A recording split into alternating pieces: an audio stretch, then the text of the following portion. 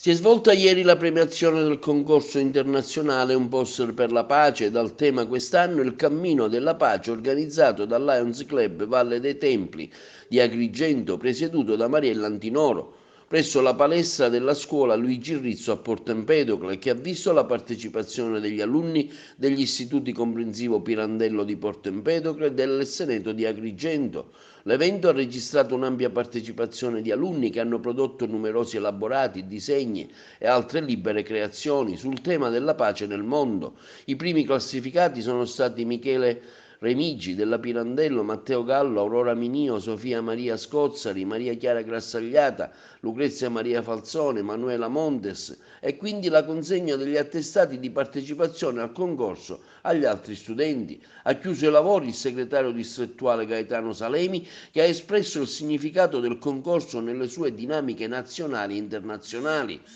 Quindi un intervento musicale a cura degli alunni dell'istituto. Oggi alla scuola Rizzo, l'istituto comprensivo Pirandello, protagonisti sono stati i giovani che per noi sono sempre al centro dell'attenzione, considerati dal Lions sempre i cittadini del domani. Si è portata avanti la premiazione,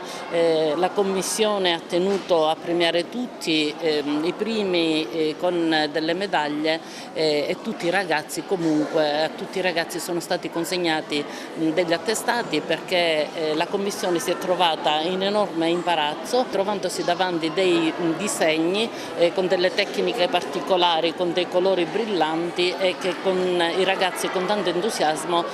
hanno espresso questo sentimento, il sentimento della pace che in questi giorni è un tema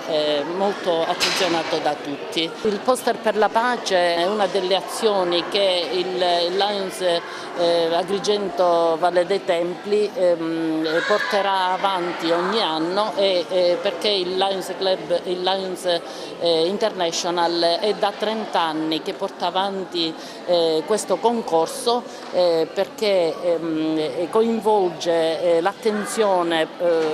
dei bambini di tutto il mondo ad un tema molto importante. Un'ampia partecipazione, purtroppo la nostra dirigente era impegnata già con un corso MBA e quindi non ha potuto assolutamente lasciare e quindi si scusa e delegato me come rappresentante di questo concorso e dell'istituto e degli alunni che veramente si sono prodigati in mille modi per manifestare l'adesione anche a questo progetto e hanno dato il meglio, hanno veramente superato se stessi alcuni perché sono ottimi disegnatori e hanno messo proprio a nudo i loro sentimenti e hanno trasmesso questo desiderio verso la pace, considerando i tempi caldi e pericolosi che stiamo attraversando con questo focolaio di guerra che si è sviluppato tra l'America e l'Iran e quindi anche loro